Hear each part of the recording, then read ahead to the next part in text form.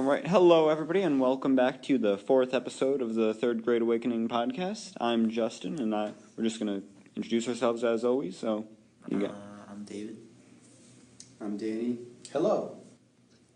Okay, and today we were going to talk about truth and the subjectivity that can be drawn out even from the complete truth. Well, if you guys just want to use what we studied in class even to start out today, in the last couple of days with the messaging of World War II and what it's all about, right?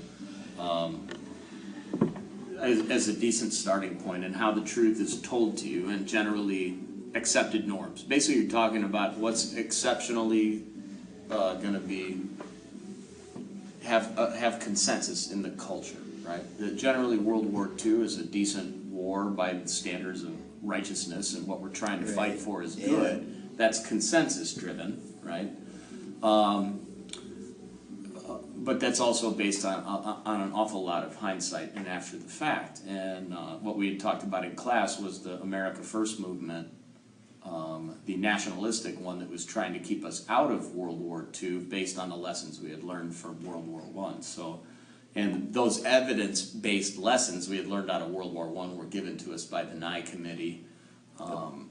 But largely, ultimately, after Pearl Harbor, all of those things are going to be ignored. And it's basically the way the lesson was taught. It was that the textbook was trying to get you to a conclusion that anybody that believed that we should not be involved in World War I is a very bad person and very naive. And if we use the language of the book, you were considered to be naive and illogical and have your head in the sand, dubious morality.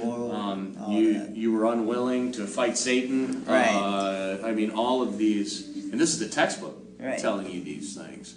Even though and the textbook, I think my favorite line is Americans falsely assumed that the decision for peace or war lay in its own hands. That's probably my favorite line of, I can't wait to argue with the textbook, Sure. Or the one that said, responding to overwhelming pressure, Congress passed laws. And it's like, yeah, I know, that's kind of what they're supposed to do. Thank God. But especially in that environment, it's better.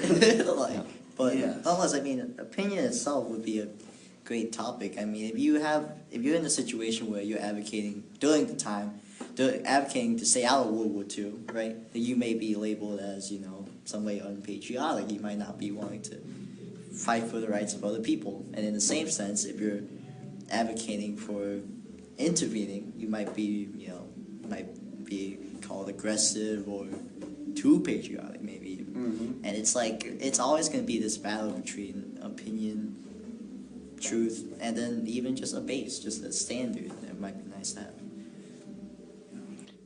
Maybe I'm playing like devil's advocate here or something, Sure. I don't know, but in the one sense, I almost agree with the textbook saying that the decision to get into the war was not in our own hands, because although, yes, we did for some wars, we can decide, yes, we can join, no, we're not going to, but in the case of World War II, now they might not have known this at the time, but clearly from looking at our perspective now, you can see that, if we hadn't intervened, it could have been quite easily possible that Hitler wanted world domination, and soon enough, some of those imperialist powers would have come to America, and they would have knocked on our doors and tried to start something with us, and at that point, we wouldn't be able to stay out of a conflict once they bring it to us.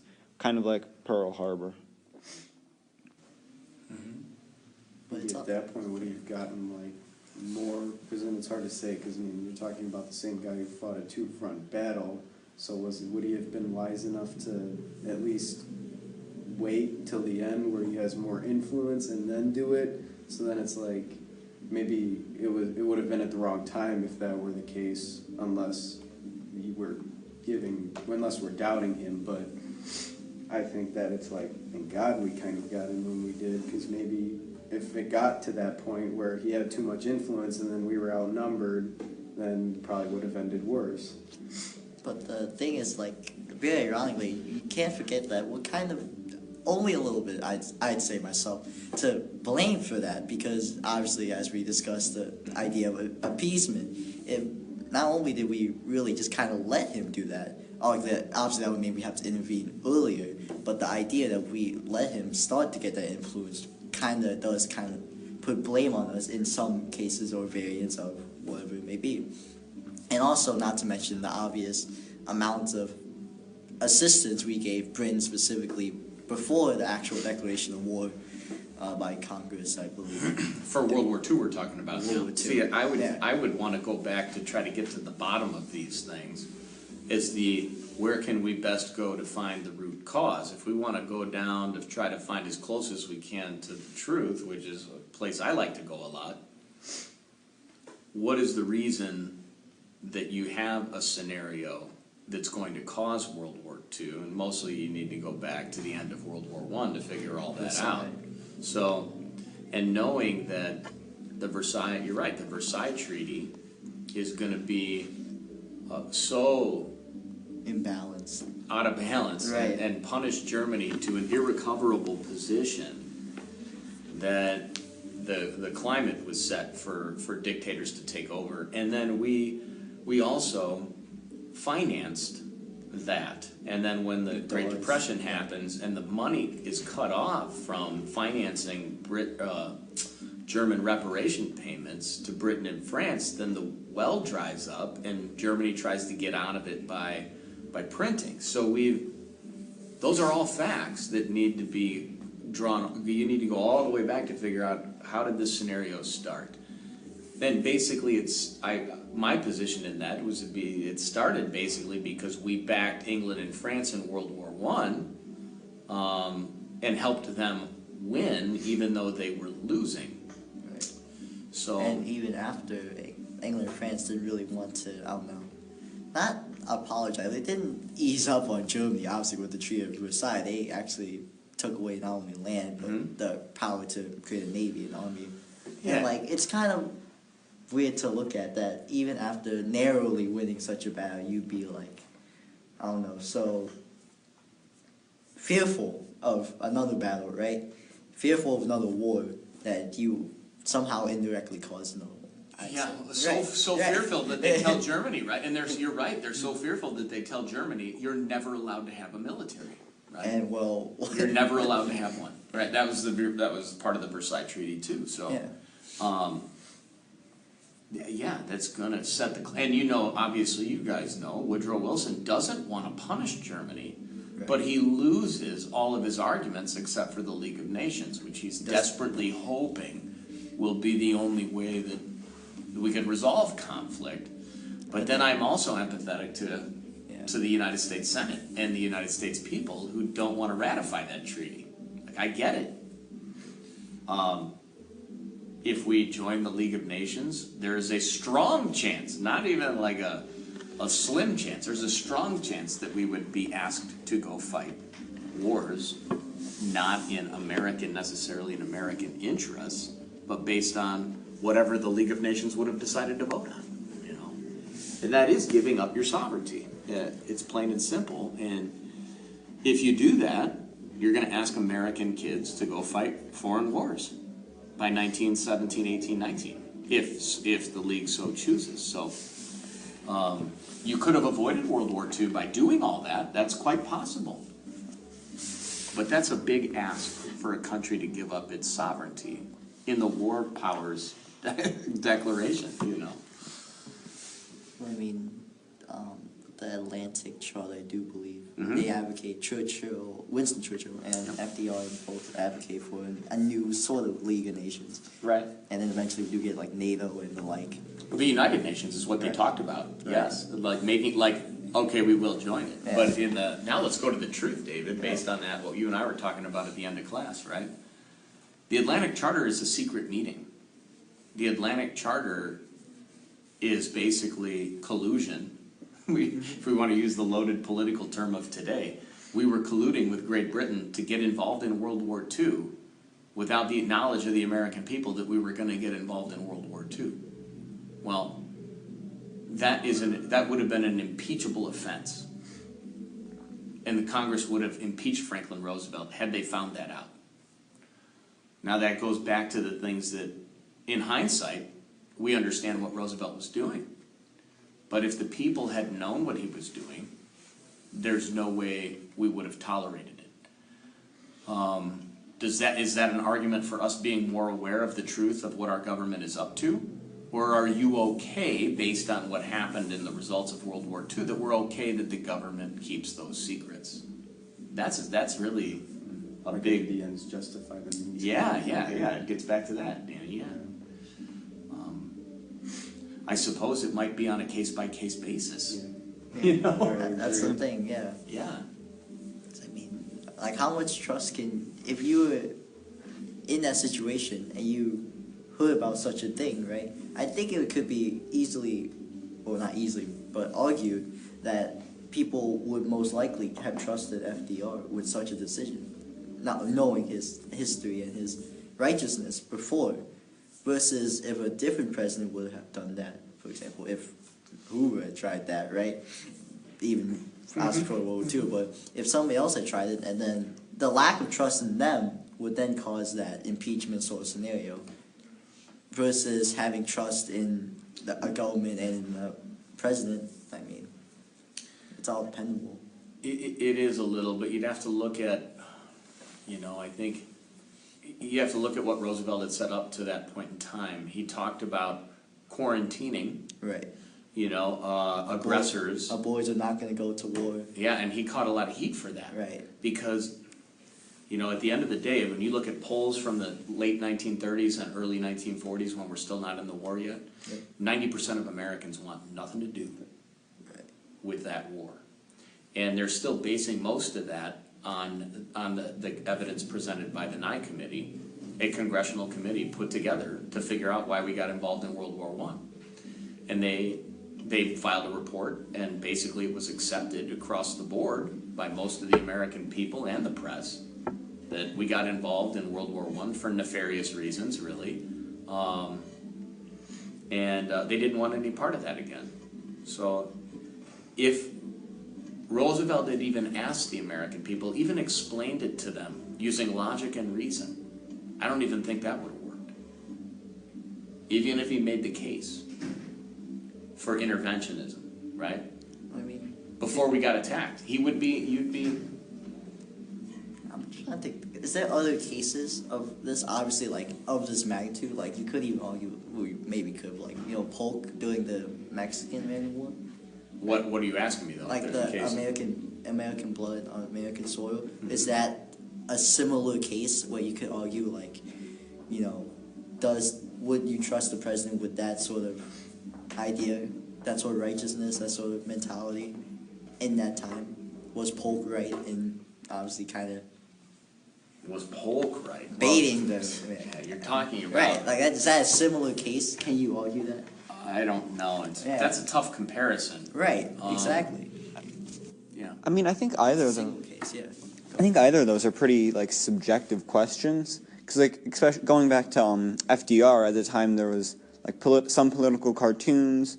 We looked at one in a DBQ we did. Yep. And it basically just was saying that FDR was a dictator. So at the time, there definitely were people that would say that they would not have liked him having that power. They would not have agreed with that. I think he was overstepping his bounds as the president. But then there's other people at the time that would have probably trusted him with that. And the same goes back to Polk. Like Abraham Lincoln in the time, with the whole spot resolution thing, he didn't agree with Polk using that power. But other people, mainly the people of Texas and down Manifest Destiny. Yeah, but more of those people would have agreed. Which was the vast majority of Americans, right? So it really is subjective. So some people would say both those presidents overstepped their bounds, while others would probably say they didn't. Well, I think you got it right. I think there's both things there. Popular consensus in Manifest Destiny's day was ends justify the means. We're going to go get this land because it's the right thing to do, and however methodology we get there, it's not going to be all that important. it's immaterial almost. But the popular consensus of World War II pre Pearl Harbor is no way in heck are we going to get involved in this war. That's the popular consensus. But FDR still did it. Right, but he knows he couldn't be honest about it with the people. So at what point, like, not who is to blame, but like who is kind of like at a fault here, you know? Like, is it, did FDR really overstep his boundaries? Should he have not done that? I don't know. Should the people have been aware that maybe it's a necessity? I think we're trying to assign blame to parties that are only having to kind of clean up the mess. Right. I think you're probably trying to look at you're going back to the roots of this and the economic motivation and the tools that are going to make that happen. So, you know, that's where a lot of that power, as we talked about in class, gets consolidated at the turn of the century. A lot of it with finances, with the Federal Reserve and the government together, working more or less together to figure this out and get us into World War I, and then have the ability to finance European debt and to in their minds trying to provide stability to a chaotic system. But then when the Great Depression happens, even those institutions' hands are tied to do something that's actually going to alleviate it. They're unwilling to do in the 1930s what they did in 2008. So, which is create more currency to alleviate the situation. So, and then that Great Depression's just going to get worse until you have your pump priming World War II spending from the American point of view that'll rescue us from that. But it's a lot of stuff that we're trying to put together at the same time. And I think I said it in class today about World War II being that spasm of time where all things are coming to a head. So we end up talking about a lot of things during World War II because that's when it all comes to a head. Especially the aftermath of World War II. I mean, you can talk about anything from the Cold War to times of prosperity, times of technological innovation. Yeah. Anything just kind of, I think, beams off of World War II. Yeah. I noticed that pattern of, like, somebody put it in a great way, really. It went from, like, trade war to currency war to real war. And I'm not meaning, like, war, but, like, problems. That's usually tends to be the pattern. Mm-hmm. So I guess you could see, like, we were trading when it was, like, kind of in their favor, and then it led to currency problems where they, you know, the Great Depression thing, and then it led to the real war where it's, you know, fighting. So I noticed that was an interesting pattern to be pointed out, so I guess you could probably look for that and then expect what is coming ahead and then maybe place judgments on whoever's in charge and whoever wants to do something about it. But yeah, that's usually the pattern that I've noticed too. Well, I mean, I think one thing also in terms of history that's kind of cool to know is like the difference in economic policy that goes on throughout the years and years. Because obviously there's going to be many different, in political terms, there's going to be many different doctrines for foreign policy, whereas in economics, it's just different ways you can spend or not spend your money, decide how the budget runs. It's like crazy. Yeah. It's like a labyrinth Right. of new ways, and it's always being created. It's crazy to It's always a follow. new era, too. Like, you know. The thing is, like, you'd think that, oh, I know what's coming next after this. It's a bubble, it bursts, and then it's amazing the ways they come up with how they get out of it. It's like, wow, like nobody saw that coming, and it's like, oh, it's going to happen again, and they just keep making these ways, and it's like, how long can you do that? You're playing like a dangerous game, game here. Yeah. But that's pretty much the only way to get out of it, though, without having utter catastrophe. But I don't know if there's ever going to be a point of, not stability, but consistency. Like, I don't ever know we're going to have the same, like, foreign policy, or the same economic policy, or the same, like, forever. You know, it's an interesting, there's a couple things there, like, you know that China just amended its constitution, if we want to call it that, to have the president be president for life, right? Yeah. And Vladimir Putin just got elected to his, I believe, is it his 4th or 5th or 6th term as Russian president. So elected again. That's all. yeah, elected again. So they, in those particular countries, want stability, or at the very least, it appears that at least the leadership wants consistency, like you're Right. talking about, right? And I understand that. One of the things that the United States has either it's an asset or it's a challenge for us, but we shift policies almost every 4 to 8 years. Right. We will shift, right? So the Obama policies are completely being shifted around with the Trump administration. Right. So other parts of the world have a hard time figuring out U.S. foreign policy simply because of our political reality. Because we really do just kind of change, like, We sometimes will change drastically. drastically. We adapt. We're flexible in a sense, but like at some point there's a risk that just comes back around, right? Like I don't know. I don't have any exact, but to give you an idea of like, for example, they call the New Deal, New Deal economics versus I don't know, say even Andrew Jackson's bank war economic policy. That might be rather different and yet rather similar. Yeah. Reaganomics might be pretty far away or pretty close to Obama administration. I have no exact idea, but nonetheless, all of these policies eventually are going to run the same line. I think. Yeah, there are patterns to look at, and you know, I kind of contradicted my own self in talking to you guys about the differences. I mean, we've also studied that via Democrats and Republicans, in the big picture sense, there isn't a lot of policy changes that actually have happened over the years, especially after World War II. There was consensus by both those parties that the Cold War needed to be fought, and the Russians were the enemy, and you know, so there was consensus there, and that just dominated most of the decision making, you know, for a long time. And in the context of deregulation of the 1980s, that was both a Democratic and Republican consensus-driven thing. So neither was willing to take a position on that was going to be different. So you end up getting a lot of the same economic policies with some nips and tucks around the edges, like tariff policy that we mentioned before. So, you know, I get that. Now, the Trump factor of the modern era is a little bit of a wild card, and it's putting people on the edge of their seat because he's not really a partisan Republican. He's different because he's basically inconsistent, and he'll take scenarios as they're presented and not look at them through a political lens, but often maybe even it's a personal lens, and that even freaks people out more because he is completely inconsistent. But does that inconsistency give us more adaptability maneuvering and leverage and power, or does it scare people? Well, that obviously goes back to the original, like, how much trust do you have in it, right? Obviously, that's personal. You may have more trust or less trust than me, vice versa for everybody else, right?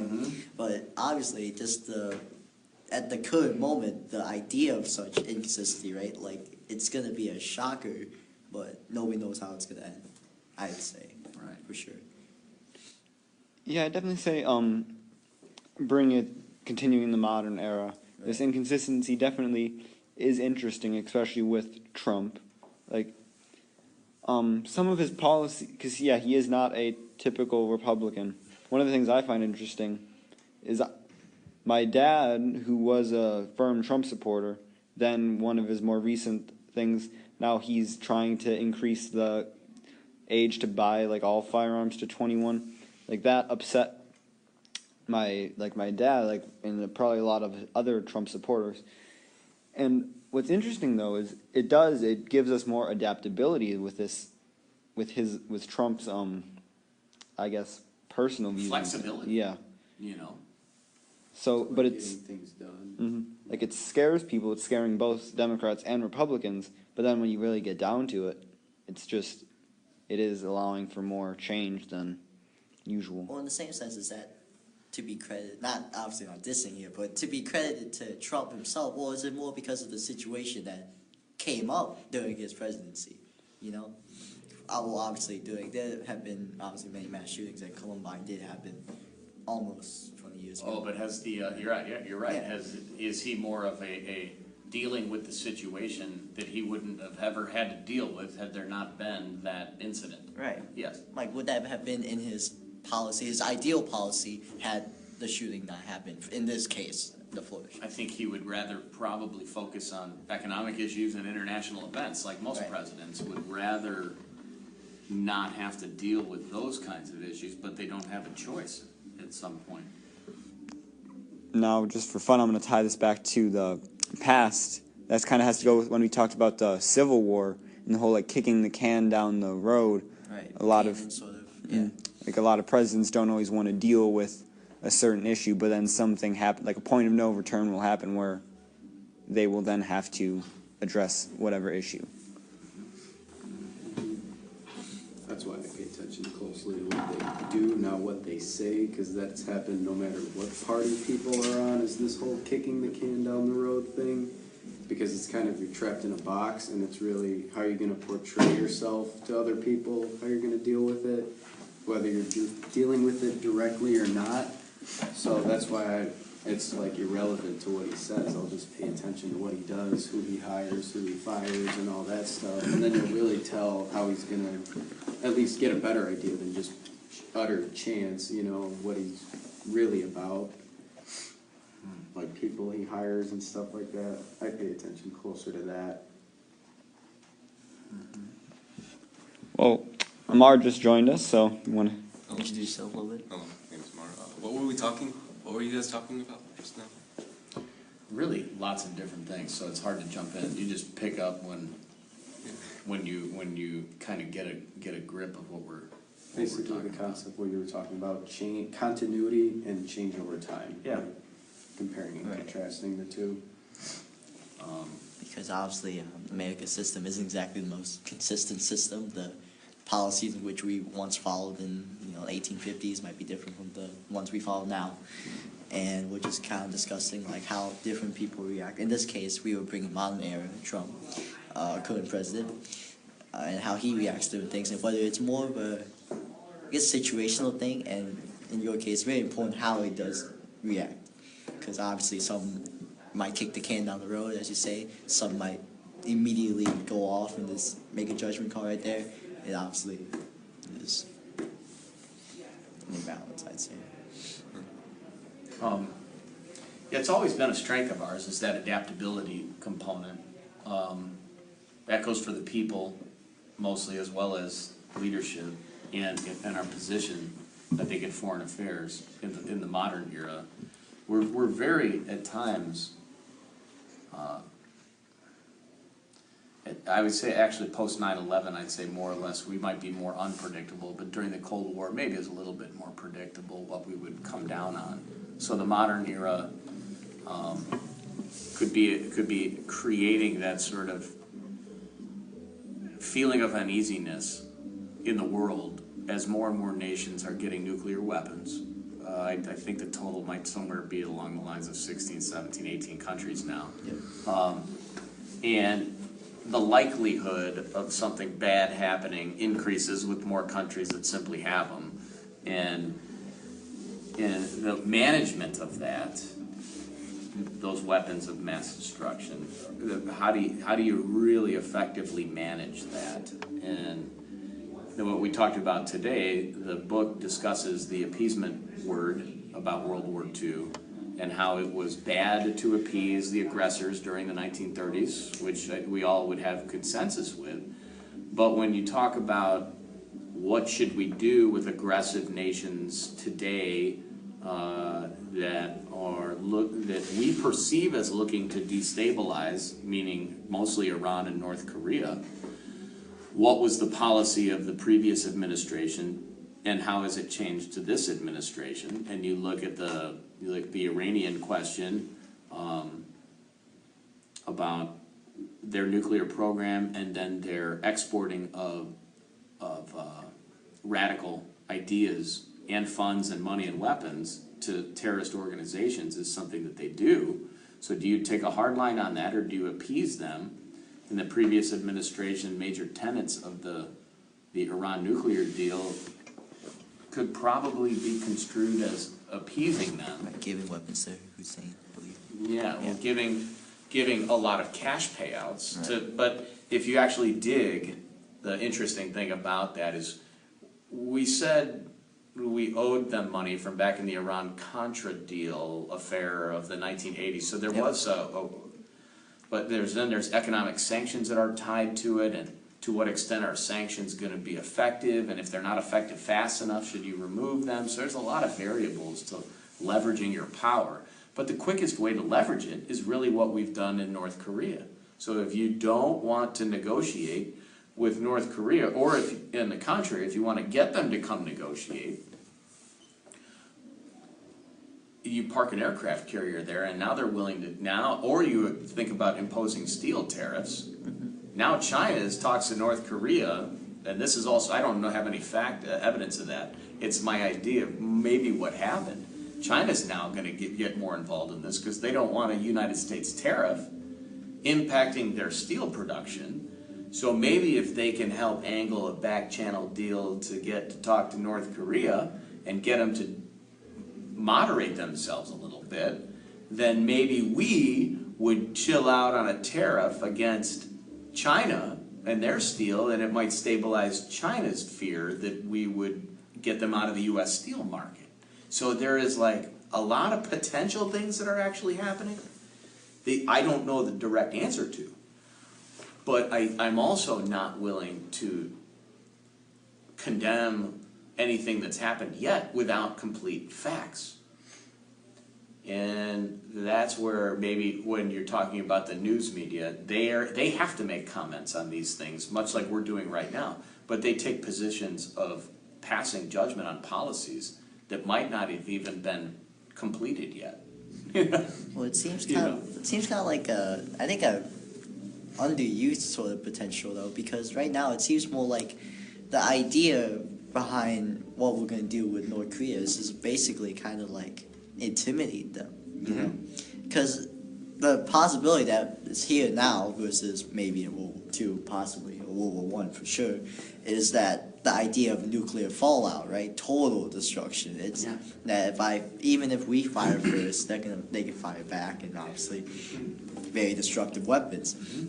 So we're playing on fear now, as opposed to playing on like negotiation or peace, right? The love, maybe common love of peace. Now we're kind of playing on fear of what can happen if we don't do something. Yeah, I think that's. I remember I read an article. I forgot where it was from. It was like a South Korean official was talking about like how North Korea is going to start. Actually, I'm pretty sure like after the Olympics, like there are going to be talks between North and South Korea, and like stopping like North or like freezing North Korea's like nuclear like production. Like I remember reading that in the news a while ago. Yeah, I know I heard that too, but I don't know. I know politics tends to be slow, but I haven't heard anything else since then, so I don't know. I'm definitely uneasy about that. I don't know, it doesn't seem like North Korea would just give up that easily. But then again, that's just maybe what the news wants me to think. Maybe they just want me to think that North Korea is the enemy when maybe they're not as... I've always said, one of the interesting things I've said about that is I just think it's strange how in a country like ours, with a 24-hour press, 365, Never heard him speak. Never heard the dictator of North Korea on any major news network give a speech. You'd have to go look it up on YouTube if you want to actually see anything the man has ever said. And it just seems odd to me that in our news cycle that we can't find enough time to listen to anything the guy's ever said. So we send satellites in space to see every little speck of dot on this land, but we can't listen to a simple speech that he's made. Right, and then let the American people sort of draw conclusions from it. Our media shows him looking odd and shaking his fist maybe, or smiling in a strange way, but they don't really ever talk about anything that he's ever said. Now, when you get into the Korean situation, do you actually look at the historical, like if you go back to the Cold War, I mean, and like their eventual, and like even you can even talk about like the leadership, like the Kim dynasty of sorts. Mm-hmm. You know, it's just like the family sort of traditions. You know, it's basically you can even call North Korea as like some sort of monarchy. Like, Yeah. it's a type of Installed by Joseph Stalin, installed by the Soviets at the end of World War II, and encouraged by Joseph Stalin to test our containment policy, to invade, and North Korea invaded South Korea in 1950, and we, like Truman, didn't necessarily want to, but we had felt like we had to go protect South Korea, so we had to do it and hold the containment and fight what becomes a new word for us, a limited war, that we don't really want to win it. So we want to fight to stop the aggressor, but we don't want to appear to be aggressive, and that's why MacArthur gets fired, because he wants to win the war. nuclear weapon. Well, now here's the interesting thing to think about. At that time, because hindsight's 20/20, right?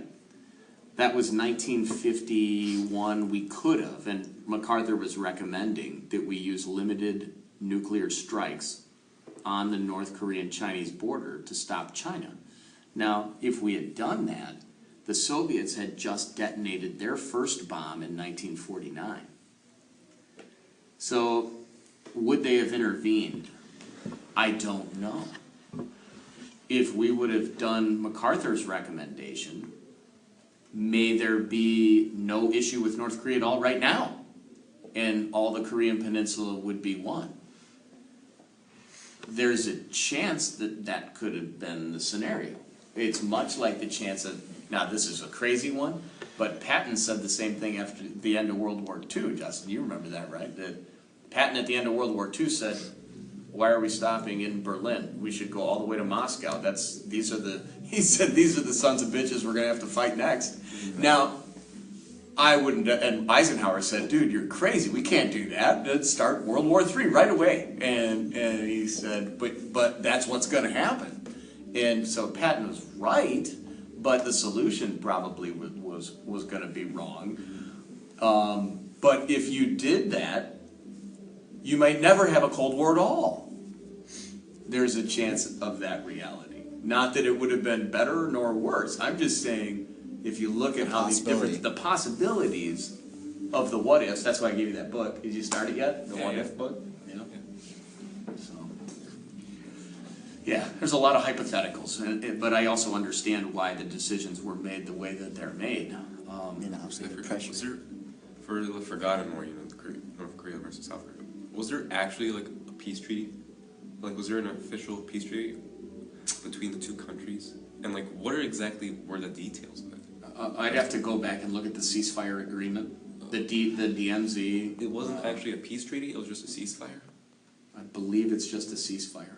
Yeah, and I think technically, if you want to write it, they're technically still at war, but it's like an armistice or ceasefire, temporary until they can kind of decide. Now, in the ironic thing in both those, Korea and Vietnam, and each country did the same thing. So they were supposed to have a national election on the Korean Peninsula in 1950 something, I think. I can't remember what year.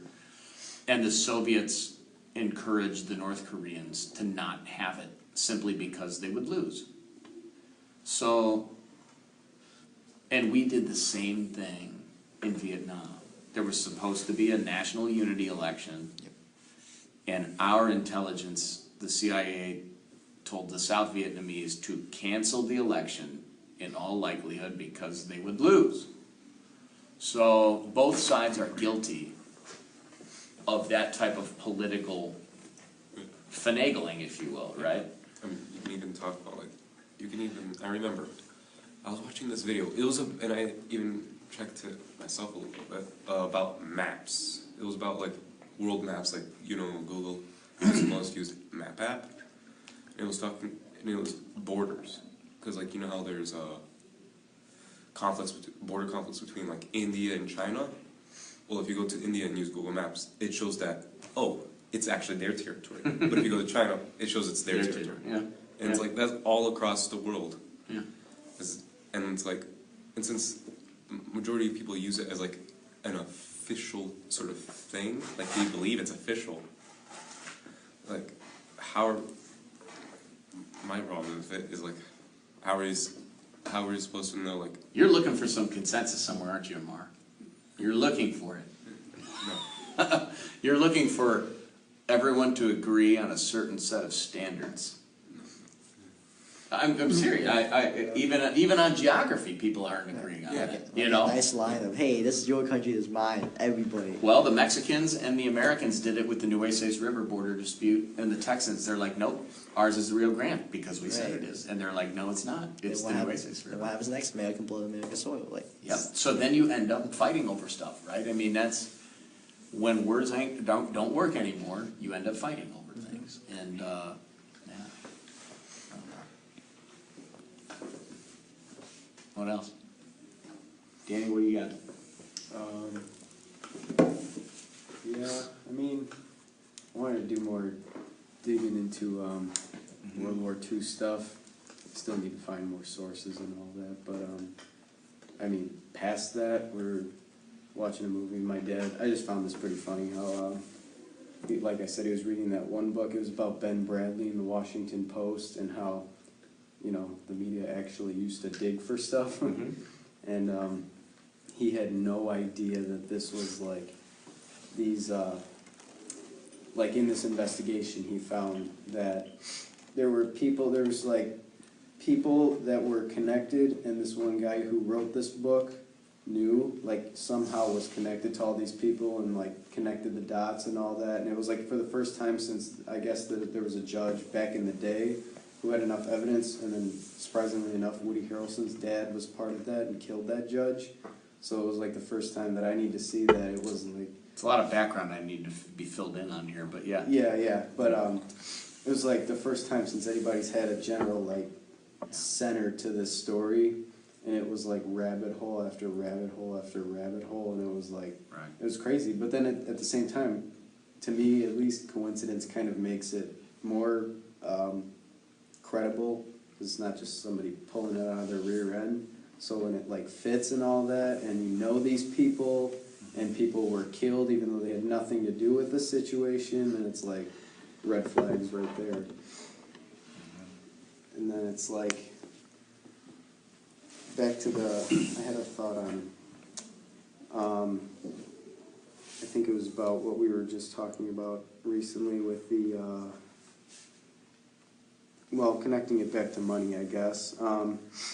There was like, I was also talking to my dad how it's like, when we do come to like terms with ourselves, how we're going to maintain balance. I figured that it's like you could argue back and forth about regulation and how much do you like overprotect in scenarios, or do you just let it happen. And it's like when it comes down to it, it's still like the few that benefit. So it's really, I guess in hindsight, you have to look at not how it was handled before, but how the situation was handled after, and what you do about that. So, like, kicking the can down the road, for example, is it like, you know, every bubble, it's like, oh, there's too much regulation, oh, there's not enough. You go back and forth, and it's like the same people benefit. It's either they know exactly what's going on because there's so much regulation, or there's none at all, and you always get the greedy bastards that are out of the bunch.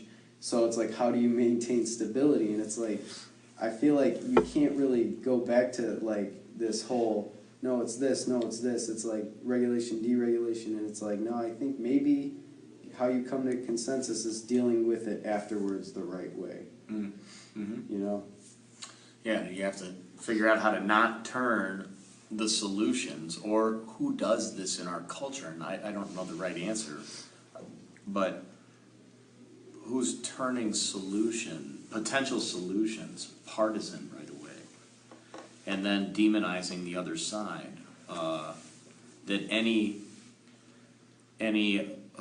if we use the liberal context and we say any government solution based on regulation or social security or socialistic program is by default evil because it's communistic, is as incorrect of a statement as any conservative claim that says we need to find the balance of trying to teach people self-reliance and responsibility. It doesn't mean you hate people. Right. It's figuring out where should this balance be in trying to achieve that consensus. But both of those extremes will have to concede certain points to get to that. There will have to be people that admit that the solutions aren't going to be found in the extremes of the poles. Yeah. Well, one thing, not to cut you off, but I No, do want to argue is that there's also the fact that people just kind of have to listen first. That might even be the first step, because obviously there's going to be like that sort of instinctive response. If you think you have a solution, right, and you're pretty far down to it, and you're pretty self-confident about it, and somebody comes along and just absolutely shuts you down, you're bound to be mad, and you're bound to hate the other side, obviously. Took the And words right You know, I was out of my thinking mouth. about what if a kid, like, use the modern gun debate, right? right. In a high school kid who's gone through that experience and becomes a civically minded kid that wants to engage in some national protest, right? Yep. There's nothing necessarily wrong with that, but should he be listened to on the same par as like a Theodore Roosevelt solution to a problem? Like somebody who's got knowledge and and conviction, because each of those people has conviction. Like, I want there to be, you know, in this context, gun regulation. There's got to be this. That's got to be the solution. Or do you have as much conviction and knowledge as Theodore Roosevelt Right. to understand all sides of the issues Or is it just and to still have conviction? right, or is it just kind of like an emotion based? Took Correct. the words right out of my mouth. What do you Right. think this whole social media thing is? Everybody has a mouth, nobody has ears. They're just willing to portray their wisdom, so-called. I'm like, you're 18 years old, what do you know?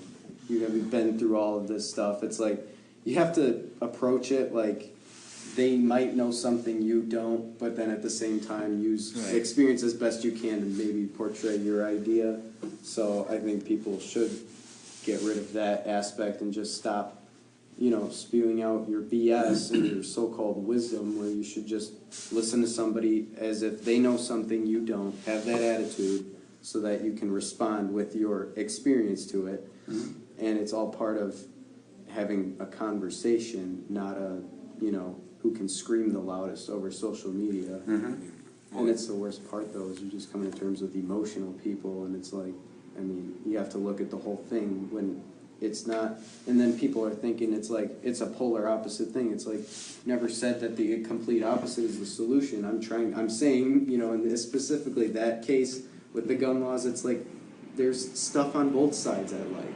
And it's about bringing that together, but I think we need to, or at least people who do that, in that case, need to act like that more. I mean, what you're saying, yeah. Like, experience at times is a valuable thing, but like, not everything can be solved through someone's anecdotal experience or like. Or research, I meant to say. Yeah. Facts, right? The facts you do. Yeah, know. that's a complete difference, like between anecdotal and research. Although you could say like you can take into someone's like background as to also like where their position is, like. Well, isn't that just bias? I'll be rude. Isn't that just bias? Yeah. Bias is an important part. Like trying not to find the bias in our modern day. I'd say it's really hard not to find bias in our modern day, It's or even pretty impossible. But or even go on. throughout like most of modern history. Like you could go back like a couple thousand years, all right? Like how old historians, like how they recorded history that happened centuries ago, not like eyewitness history, like 'cause there's a completely big difference between that. And you can see like the difference, like it sways the facts for people, like it sways like you don't really know how it feels. Is sort of like the idea people have if you're an eyewitness or like you were actually there when it happened. That's why I say pay attention more in history class. And just go back to George Washington. It's like, you know, it's not, don't make parties. Don't like associate with yourself like that fast just because you don't agree. You know, it's like maybe you can take arguments from the other side, and it's like, you know, I mean, especially because nothing's, I mean, really brand new. So, I mean, that's what I mean by at least experience is like connecting it back to something that already happened or like a familiar issue, you know, and then seeing what was the solution, at least look at hindsight, like what could we have done there and then what can I do now, just learning from the past. Well, the thing is, I'm gonna cut you off once again, but like the thing is, you went from like we to I though. It's the thing. There's always gonna be like a personal factor that's always gonna hit people hard. I mean, if you're and one of your family members was a victim of, say, a shooting done racially or not neighborhood or whatever, right? And somebody comes along and says like, "Nah, man, we should help them out. We should give them education." Whatever. Then you might take that as a personal attack. You might start taking that as like even a threat or like a offense to it, right? And obviously, that's gonna steer you away from kind of having that valid discussion or debate, as you said. Yeah. So, at what point do you kind of give up that sort of personal thing? Well, you know, and maybe we kind of wrap with this more of an idea. You see what you guys think about it. Like, you know, I've had discussions with different friends and colleagues, especially about teaching, and it's very difficult to teach you guys in today's climate because some of our teaching points, especially in U.S. history, requires judgment calls to be made, and on right and wrong and truth and subjectivity, and you know, it requires an honest discussion about that and what was a better choice versus a poorer choice in the past, and how can we make better ones for the future.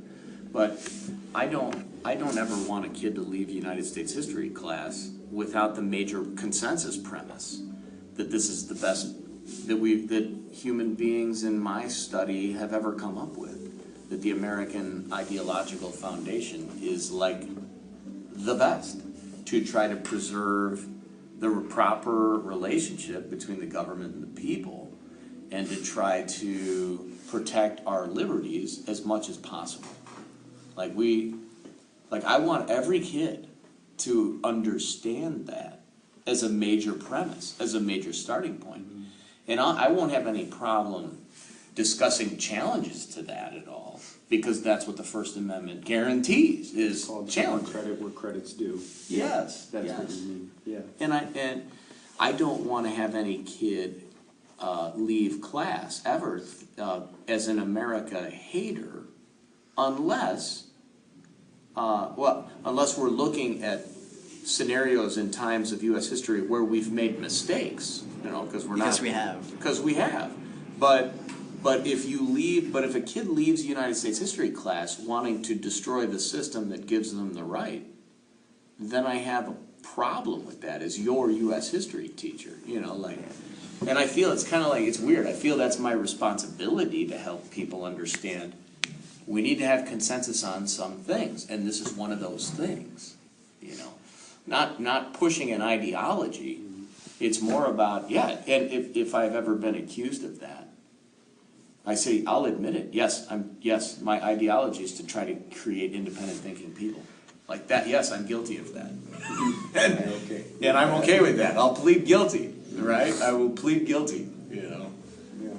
But it's hard. Maybe it's encouraging people to read. I believe that when it comes down to that, and believing, like, you know, getting people to think, because, you know, I have no doubt about that I can recognize mistakes like that, but I'm still like, even with my family, it's like, yeah, I get it, but this is like the best we've ever gotten. Like, I love this country. I love everything we're able to do in it, and I do give give credit where credit is due. Yeah. I think it just resides in the language and reading context. Like, do they pay attention in other classes? Have they seen what other systems are that contrast to this one? Yeah. And it's like, even when you do try to see that, like, you know, these euphemisms, or like when people are they have to like mask the language because it doesn't offend people. I think that has a lot to do with it, because then you're talking about, like, people can come to a better consensus if they have stuff to like rebound back to, and it's just all about being able to take what happened in context and like knowing the whole thing. Mm-hmm. And I get it's a struggle because you're a U.S. history teacher. You're not a you're not about the world and stuff like that. What happened in other places, you try your best, like in the beginning of the unit where it was like like the very beginning of the year, but it's like, I don't think there's enough of that going around where people can actually see that or like have enough background knowledge with Maybe it. it's patience and knowing what the right questions are to ask, not of a teacher, but like what Yeah. questions do you realize that you don't know the answer to as an individual that would require you to go look stuff up? Well, the weird thing is that, if I can say a little bit, I think it could be possible that we all have the same mindset, that we all enjoy history, right? Yeah. Because obviously, nowadays, what I think is interesting is that there's a mass of people who don't enjoy history. It's as simple as that. But I mean, But that reminds me, and it's the same, like, I'm gonna go vote now before I go home. And you've heard me say before, I don't mind when people that don't know anything don't vote.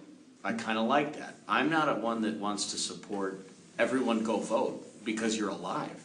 I don't want that to happen. Voting is a political privilege that should be exercised by informed people. I'm fine with that, as long as you think that's a difference, as long as you think you know versus knowing.